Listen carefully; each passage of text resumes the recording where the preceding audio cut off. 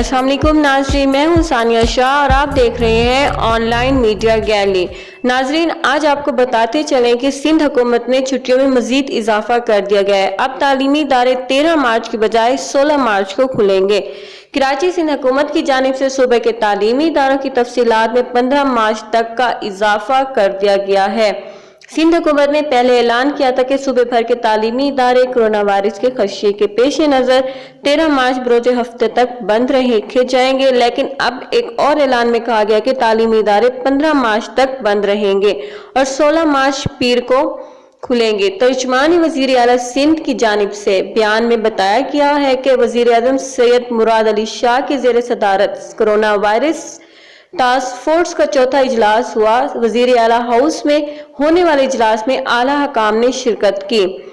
इजलास में सरकारी और निजी स्कूलों को 15 मार्च तक बंद रखने का फैसला किया गया है। उन्होंने बताया कि 15 मार्च तक सिंध भर के तमाम तालीमी इदारे, स्कूल, कॉलेजेस और जमात बंद रहेंगे, जो 16 मार्च को खोली जाएंगे।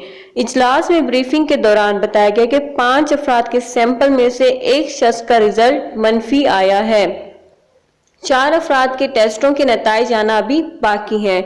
इजलास में गुफ्तगू करते हुए वज़ीर आला सिंध का कहना था कि अब तक ईरान से कराची आने वाले मुसाफिरों की तादाद 7,738 है। ताफसान बॉर्डर पर 13,098 मुसाफिर आ चुके हैं।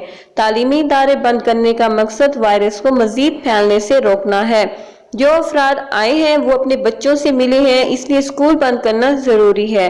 दूसरी जानिब वज़ीर आज़म के मुआइन खसूसी बरैसियत डॉक्टर जफर मिर्जा ने निजी टीवी से गुफ्तगू करते हुए कहा, पाकिस्तान में 4 लोगों में कोरोना वायरस की तस्दीक हो चुकी है। चारों अफराद अब खतरे से बाहर हैं और उनकी हालत पहले से बेहतर है।